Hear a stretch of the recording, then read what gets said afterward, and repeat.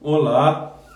Hoje iremos conversar sobre um tema muito interessante. Será sobre os transtornos mentais e genética.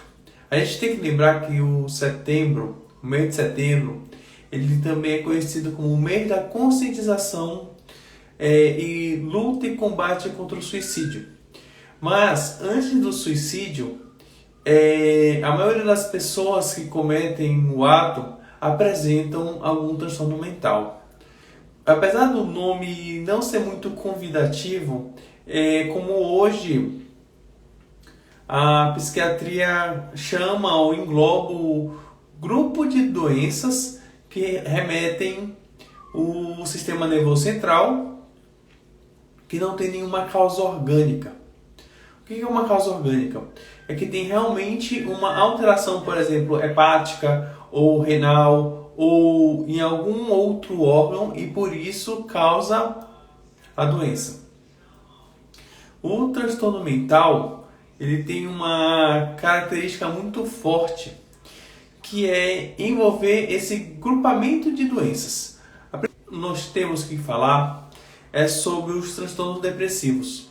Os transtornos de humor ou de afeto, eles estão muito relacionados à incidência de ato de suicídio.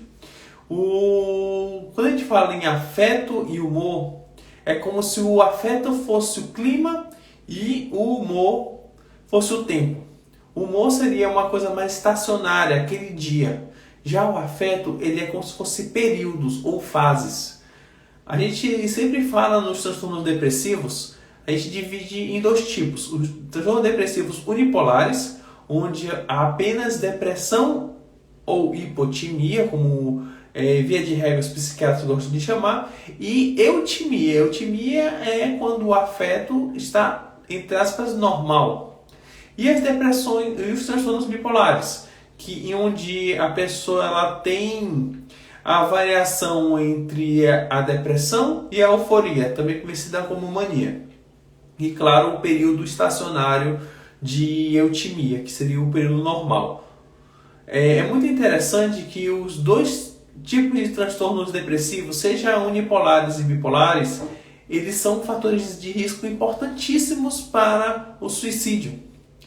Assim como os outros transtornos mentais. Aqui também vou comentar um pouco sobre transtorno de ansiedade.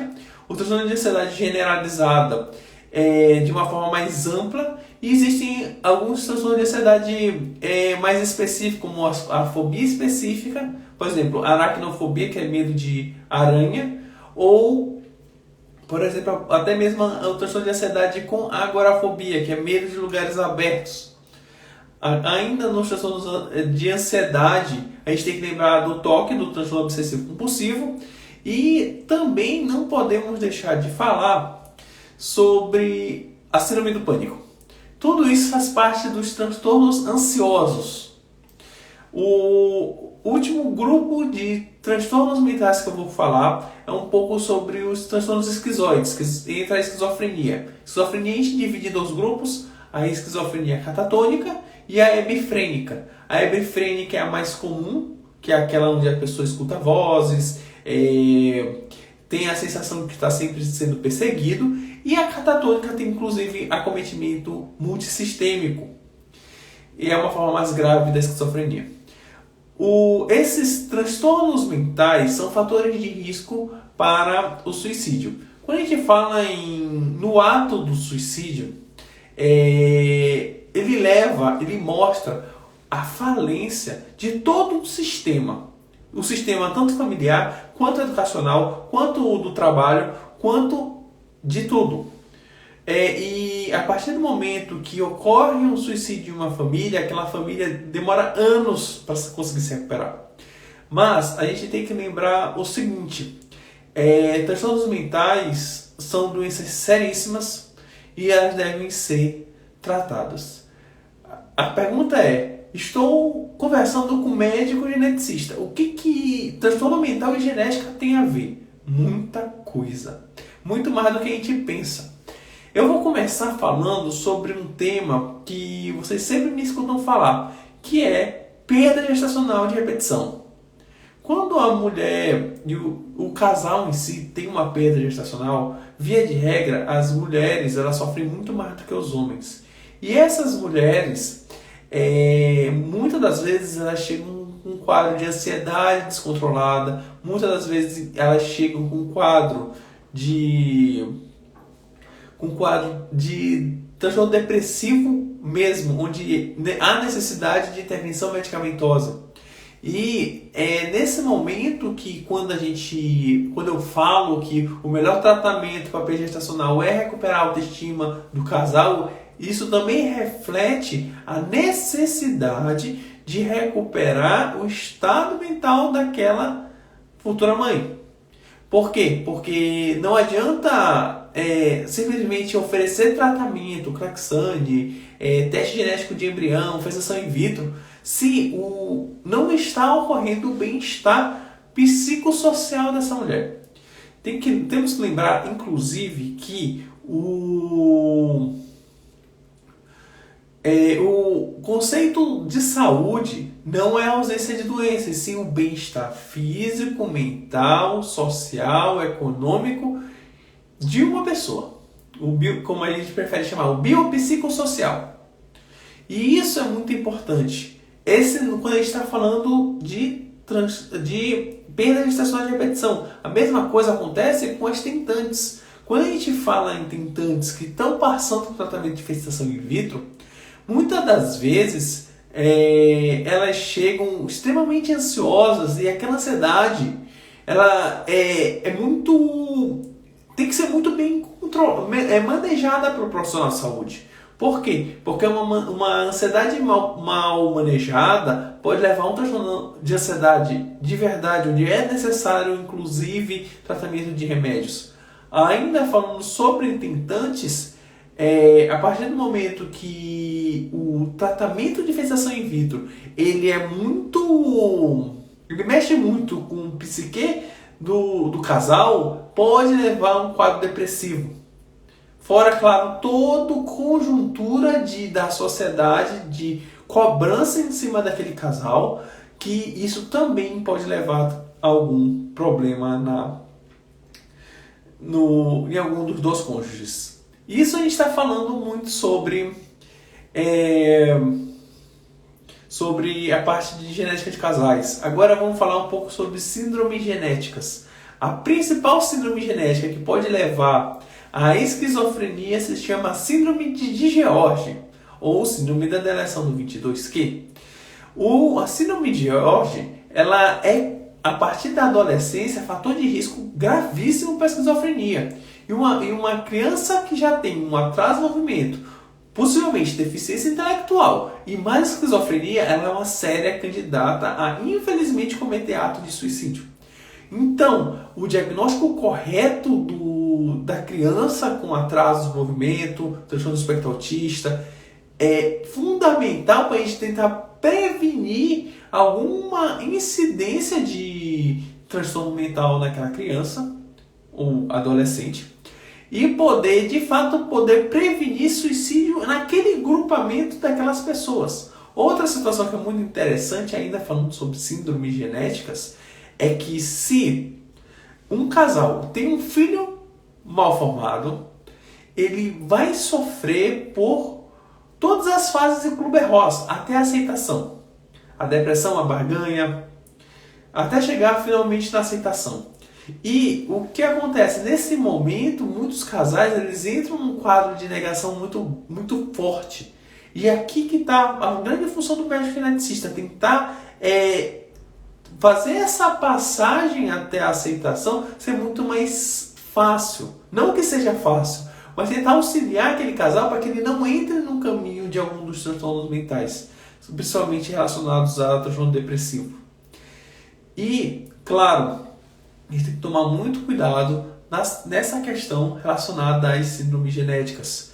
Porque existem síndromes genéticas que podem levar à depressão, existem síndromes genéticas que podem levar à esquizofrenia, como eu falei, a transtorno de ansiedade, e tudo isso é muito importante ser manejado pelo profissional de saúde. A terceira situação que a gente vai falar aqui são as doenças neurológicas do idoso. Aqui a gente está falando de principalmente as ataxias hereditárias e doença de Huntington. Esclerose lateral amiotrófica familiar. Essas três condições são condições gravíssimas, progressivas e que infelizmente não tem um tratamento específico. Uma pessoa que teve uma vida inteira sem nenhum tipo de problema, constituiu até família, tem nível superior, mas quando chega a 40, 50 anos, manifesta-se com um quadro neurodegenerativo grave. Principalmente na doença de Huntington.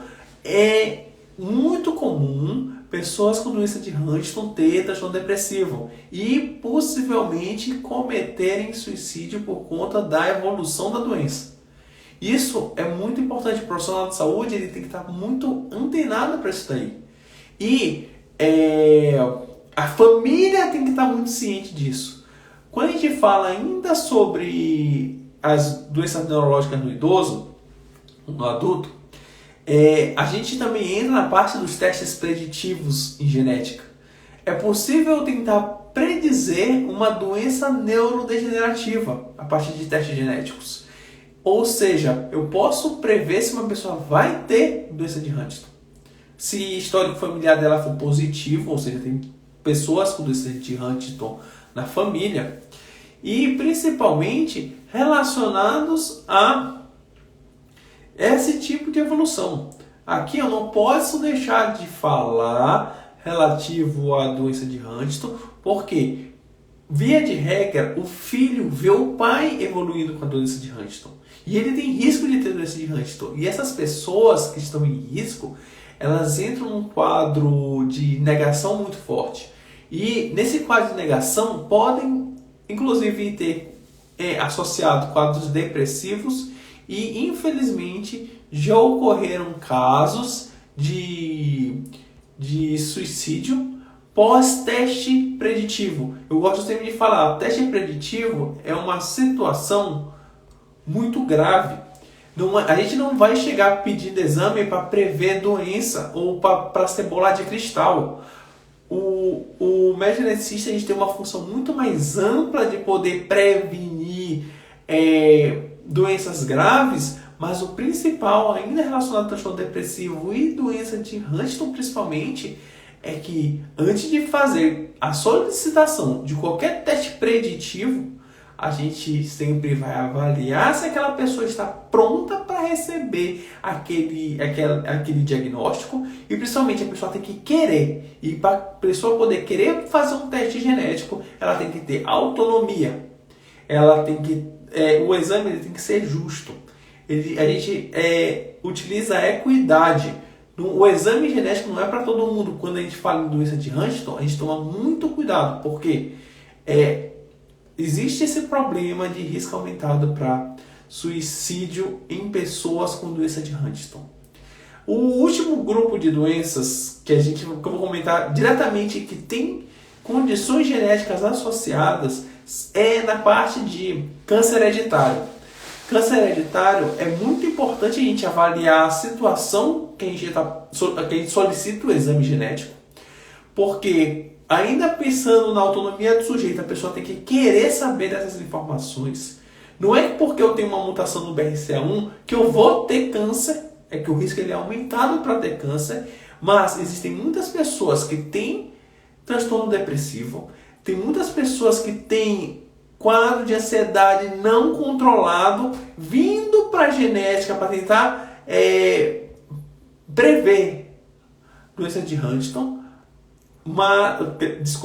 tentando prever câncer, principalmente câncer de mama e ovário, que é o mais comum, mas a grande função que o médico geneticista traz e tem é avaliar aquela pessoa e principalmente pedir o exame certo na hora certa. Não adianta eu pedir um exame de predição de câncer se a pessoa não está pronta para receber essa informação. O que vai acontecer? Ela vai lá na ponte e comete o ato. E não é esse o objetivo do aconselhamento genético.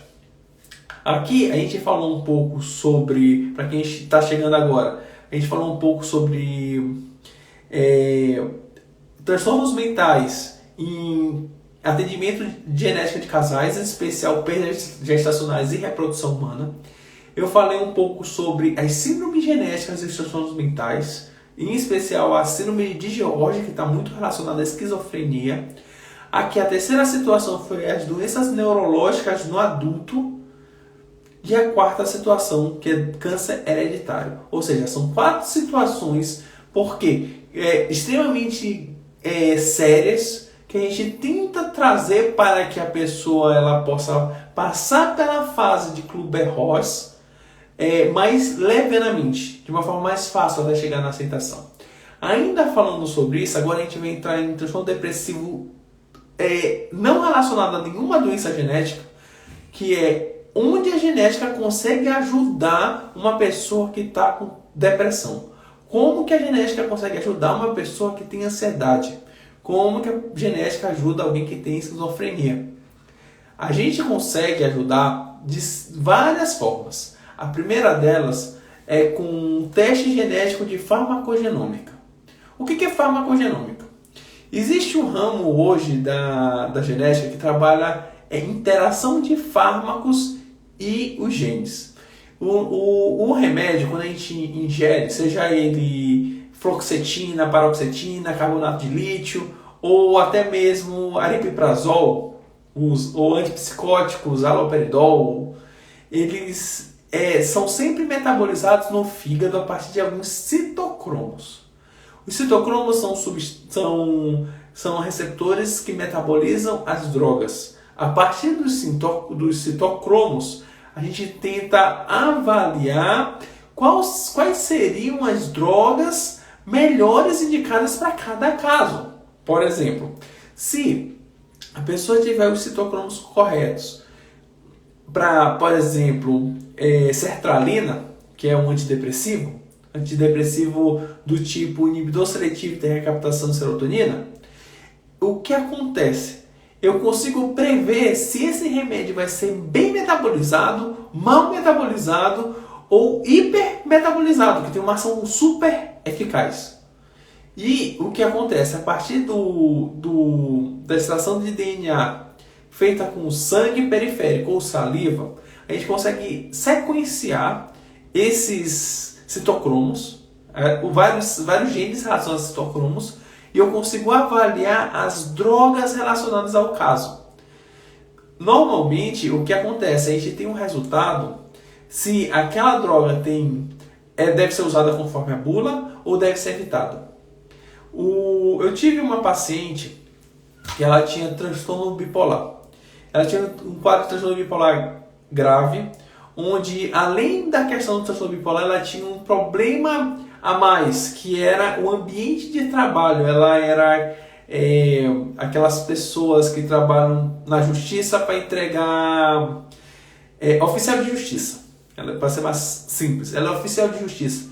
Então, ela entrava em situações de alta periculosidade, ou seja, ela estava o tempo todo exposta ao estresse, fora o transtorno bipolar. Ela tinha um transtorno bipolar que, infelizmente, naquela situação não estava tão bem controlado, e ela tinha procurado exatamente a genética para poder ajudar ela. Aí eu falei, o transtorno bipolar, como doença genética, ela não existe um exame genético, na verdade não existe marcador de transtorno mental.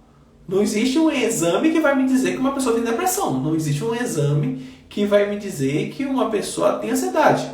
Tudo é comportamento. A pessoa vai dizer o que ela sente. Aí ela falava que ela tinha quadros de mania grave, ela tinha transtorno bipolar tipo 1, ela chegou na fase maníaca a gastar 70 mil reais em maquiagem. E mais do que 70 mil reais em maquiagem, também muito comum em mulheres com transtorno bipolar, é hipersexualização. Aí ela teve esses episódios de hipersexualização e tal. Depois, claro, foi diagnosticada corretamente e foi começada a tratar. Mas ela não estava surtindo tanto efeito com carbonato de lítio, que é o padrão ouro para transtorno bipolar. E ela queria exatamente saber qual era o melhor remédio para utilizar. A partir daí, o que eu fiz? Eu solicitei um teste genético de farmacogenômica voltado para transtornos mentais, para drogas psiquiátricas e veio uma lista com todas as principais drogas psiquiátricas disponíveis hoje no mercado. O exame de farmacogenômica, ele tem, infelizmente, um custo elevado, ele não é barato, mas frente aos exames de genética, ele é um exame mais, entre aspas, em conta. Mas o que a gente sempre fala sobre ele? Ele custa em torno de 2 a 4 mil reais, dependendo do laboratório. Já existem inúmeros artigos científicos falando da validade do exame. É um exame que pode realmente mudar a evolução da doença, porque a partir do exame de farmacogenômica a gente consegue pelo menos tentar prever qual vai ser o resultado ou quais vão ser os efeitos colaterais das drogas psiquiátricas. E, mais do que isso, auxilia muito o psiquiatra na escolha da droga. Mas ele ajuda muito, só que a gente tem que lembrar que para os transtornos mentais, ansiedade, transtorno depressivo unipolar ou bipolar e principalmente de medicação. Por quê? Porque por mais que eu saiba qual é a droga que é mais bem metabolizada no fígado, isso não quer dizer qual vai ser a resposta dela frente aos receptores de serotonina, dopamina e noradrenalina, que são os 3 neurotransmissores que estão relacionados aos transtornos mentais. Eu gosto sempre de falar, o exame bem indicado é aquele que vai fazer o bem para o paciente. E naquela paciente que eu comentei, que tinha transtorno bipolar, ela fez 2 exames. O primeiro, que foi o que eu pedi, o exame de farmacogenômica, para tentar auxiliar na escolha da droga, porque a droga padrão ouro, que era o lítio, não estava resolvendo. Mas ao mesmo tempo ela já me trouxe o sequenciamento do exoma. Aqui eu tenho certeza que vocês vão pensar o que o sequenciamento do exoma poderia auxiliar no transtorno bipolar. O exame dela veio normal. Aí a pergunta é, por quê? Por que será que o sequenciamento do exoma que ela fez veio normal? Eu vou falar um pouco para vocês. Os transtornos mentais, eles têm um pouco de genética e muito de meio ambiente. Esse pouco de genética que a gente tem não é relacionado às doenças geneticamente determinadas. O que seria isso? Por exemplo, fenilcetonúria. Eu tenho um gene que é o PAH, eu tenho a fenilcetonúria. Na fibrocística, eu tenho um gene CFTR, a fibrocística. Síndrome de George, eu tenho uma deleção numa região do cromossomo 22 e eu tenho síndrome de George. Mas no transtorno bipolar, na esquizofrenia, nos transtornos de ansiedade, eu não tenho um gene, uma doença. Então, no caso dela, o sequenciamento do exoma, ele não foi um exame muito bem indicado. Mas é que ela já trouxe para mim esse resultado. E o principal relacionado ainda sobre transtorno bipolares, de certa forma, a gente tem que lembrar que existem realmente grupamentos familiares relacionados a transtornos mentais, onde muitas pessoas com transtornos mentais, na próxima geração, aumentariam o risco. Mas esse risco não é calculável até agora. Pode ser que no futuro, com os scores poligênicos, auxilie esse risco. Mas hoje, infelizmente, ainda não foi possível diagnosticar transtornos mentais a partir de teste genético. Vou fazer uma pausa para responder a Ari Kerla. Ari Kerla respondeu: tive um bebê com síndrome de Down há 23 dias. Nos exames não acusaram nada. Soube no parto.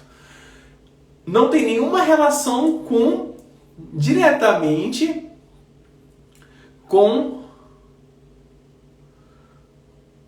Tem como a criança ter algumas características de síndrome de Down e não ter trissomia 21. É bom fazer o cariótipo. Aqui o que eu tenho sempre que falar. vou responder a Ariquela e eu vou trazer essa situação, pode não ser exatamente a sua, Ariquela, para um tema que a gente está falando hoje de Setembro Amarelo. Na síndrome de Down, a maioria das vezes a gente não diagnostica na gravidez. Por quê? Eu só vou conseguir diagnosticar na gravidez se a translucência nucal estiver aumentada, se tiver uma cardiopatia ou tiver osso nasal hipoplásico. Se não tiver, ou sinal da dupla bolha, se não tiver nada dessas características nas ultrassons, vai passar. Você não vai saber. Só tem um jeito de fazer um exame não invasivo, que é o NIPT, durante a gravidez, para tentar ver síndrome de Down. Mas tudo bem. Aqui eu vou fazer uma situação um pouco hipotética para poder contextualizar com o que a gente está conversando hoje. Aí a Ariquela teve o bebezinho dela. Aí falaram, ele nasceu, chegou o pediatra e disse, olha, o seu bebê ele tem características de síndrome de Down. Agora, o que a gente faz? Naquele momento, para a Ariquela, o mundo desabou. Até aquele momento eu estava com um bebê normal, eu não tinha nenhum tipo de alteração. Aí o que acontece? Vou voltar à questão da aceitação. As fases de Kübler-Ross, ela é muito vivida em pessoas que tiveram um filho com um quadro sindrômico. E, se não bem manejados, podem levar a transtorno depressivo. E aqui é prevenção. A gente não quer que a Ariquela tenha transtorno depressivo. Mas, voltando ao diagnóstico, aqui, realmente existem crianças que o rosto, a mão, o coração é típico de síndrome de Down. Eu não tenho dúvida. O cariótipo ele vai me complementar sabendo o tipo, se é trissomia livre, se é translocação, se é isocromossomo, se é mosaico. É para essa finalidade que o cariótipo serve. Mas existem algumas crianças, eu já atendi várias, que o pediatra encaminhou como síndrome de Down, e eu pedi o cariótipo e não era. Só tem um jeito de saber, é fazendo cariótipo de sangue periférico e durante esse período fazer uma preparação. O que seria essa preparação? Eu vou ter que falar, quando você vem para o geneticista, eu vou falar o que é síndrome de Down, eu vou falar o que vai mudar na vida do seu bebê, o que vai acontecer com essa criança. Aqui, para voltar à questão do Setembro Amarelo, nesse momento, porque o cariótipo demora 2 meses para ficar pronto, são 12 meses de sofrimento para ficar pronto, são 12 meses onde a pessoa vai ficar, meu bebê, eu não sei o que ele tem, se é síndrome de Down ou não. Aquele momento o profissional da saúde vai intervir para que não haja a evolução do transtorno depressivo. Isso é muito interessante. Eu não cheguei a falar, mas quando a gente faz o diagnóstico de transtorno depressivo, a principal informação que a pessoa vai me trazer é o tempo. Por quê? Não é um dia de tristeza, um dia de melancolia. É dias, em torno de 3 semanas, onde a pessoa está com falta de energia, falta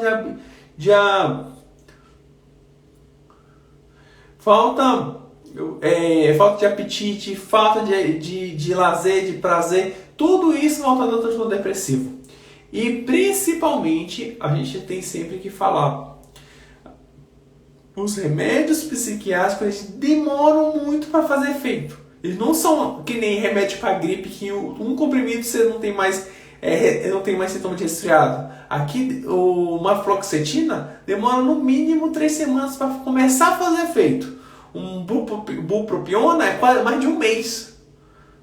O lítio é em torno de 2 semanas. Isso se não começar com uma dose mais alta. Só o que pode ter uma ação um pouco mais rápida são os antipsicóticos. Porque os antipsicóticos eles agem de outra forma e acabam tendo uma ação um pouco mais rápida para conter a pessoa com esquizofrenia. Ainda falando da Ariquela, já teve caso de acontecer mesmo, ter característica e não ter a síndrome de a trissomia 21. É o seguinte, quando você vai no médico geneticista, Ariquela, o médico geneticista vai olhar os pais.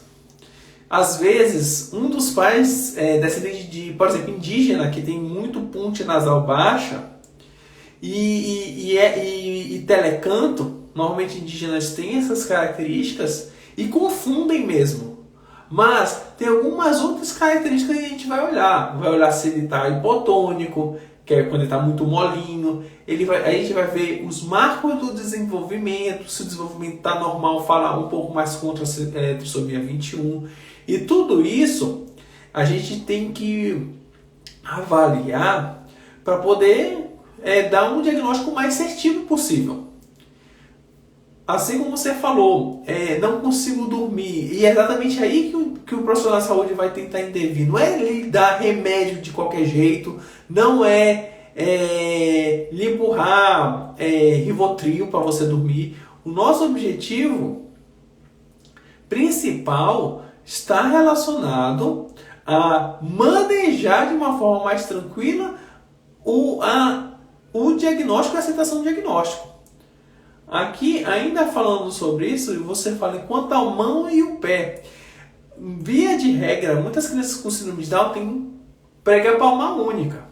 Essa prega palmar única ela é derivada dos movimentos fetais da mão, porque a criança que não tem síndrome de Down, ela faz mais movimento de pinça.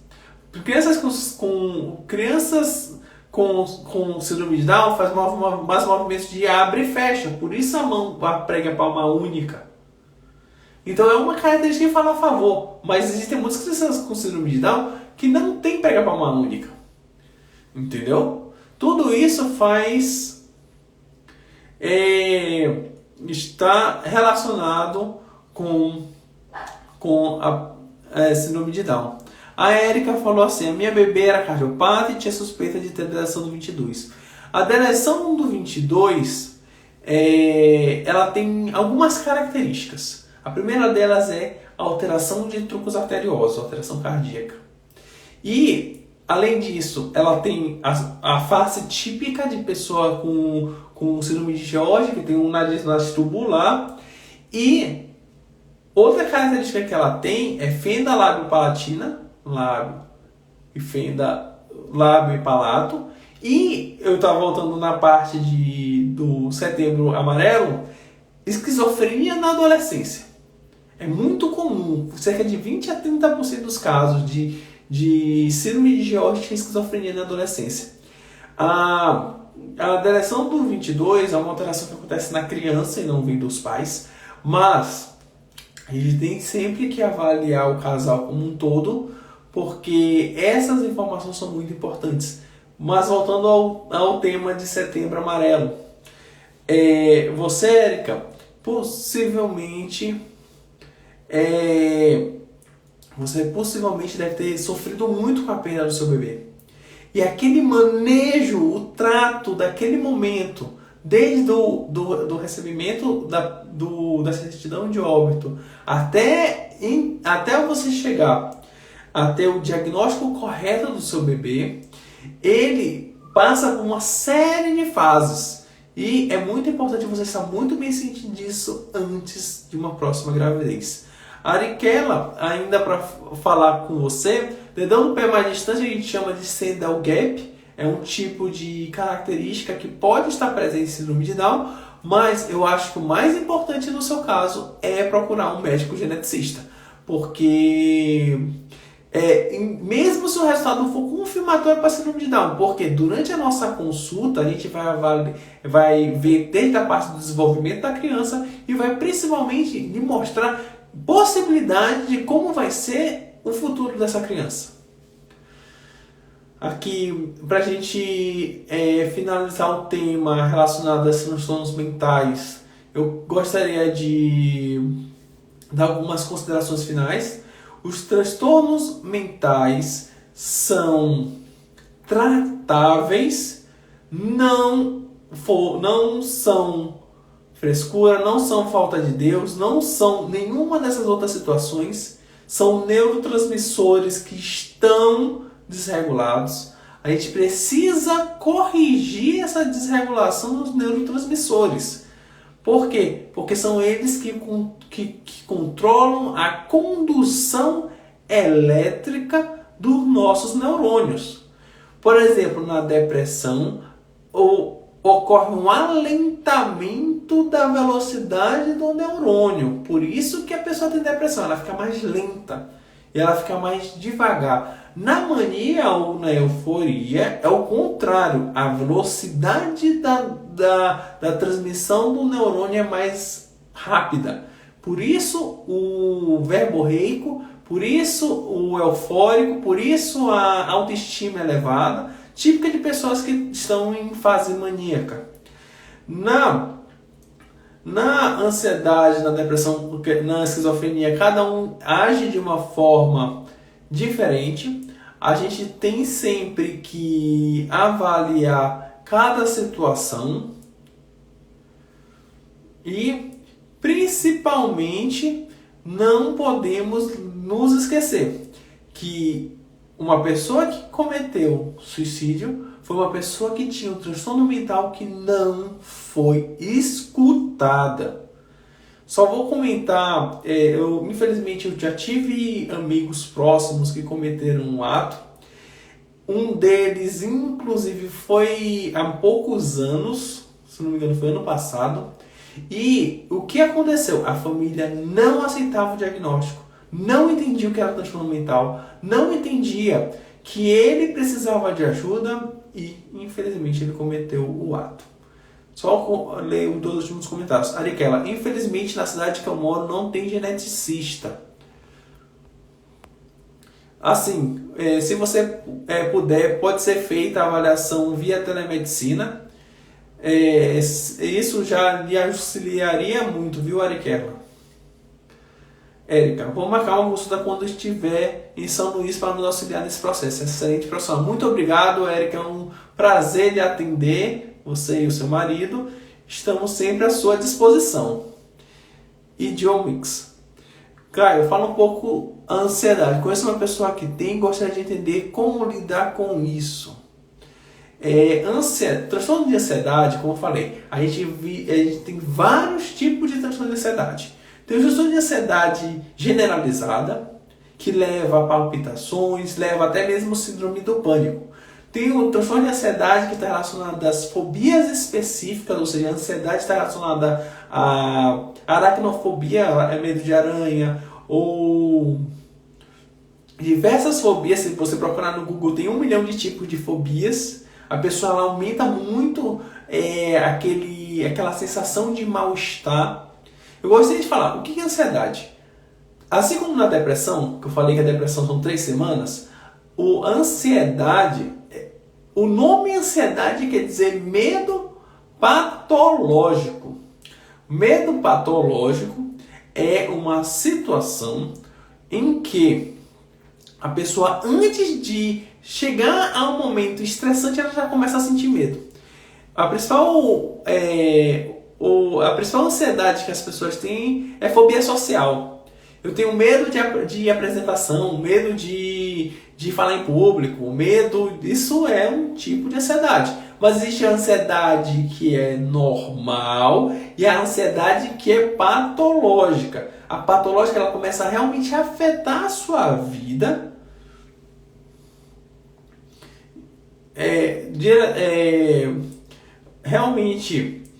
Afetar a sua vida e a partir daí prejudicar todo o seu convívio familiar, pessoal, entre os seus amigos e entre o trabalho. A partir do momento que aquela ansiedade ela atrapalha toda essa conjuntura, é uma ansiedade que você precisa ir num psiquiatra. O psiquiatra não é um médico de doido, nunca foi e nem vai ser. Ele é uma especialidade médica que auxilia muito o médico geneticista, porque tanto no diagnóstico do autismo quanto da déficit de atenção e hiperatividade, mas quando ele fala em transtornos mentais, é ele que vai auxiliar, claro, junto com o psicólogo, com terapia comportamental também. Eu não falei tanto da parte psicólogo, mas isso é muito importante, tá? Na ansiedade, Os familiares têm que entender como funciona e quais são os desencadeadores do episódio de ansiedade, para que a partir daquele momento a gente tente minimizar situações desencadeadoras de estresse. Por exemplo, se a pessoa ela tem ansiedade com agorafobia, que é aquela que é medo de lugares abertos, shopping, estádio de futebol, ali eu tenho que tentar evitar levar aquela pessoa para aquele ambiente específico. E John Mix, o que eu gostaria de falar você tem que tentar escutar quais são os momentos que esse seu familiar ou amigo tem episódio de ansiedade para tentar melhorar esse estilo de vida. Ariquela, mais ou menos, quanto a consulta com você por telemedicina? Entre em contato com a secretária, tem o link na bio, tem o WhatsApp, aí você conversa diretamente com ela, porque ela vai dar todas as orientações, desde como entra na consulta, o que você vai precisar para a consulta, como vai ser a questão de nota fiscal, só conversar com a secretária.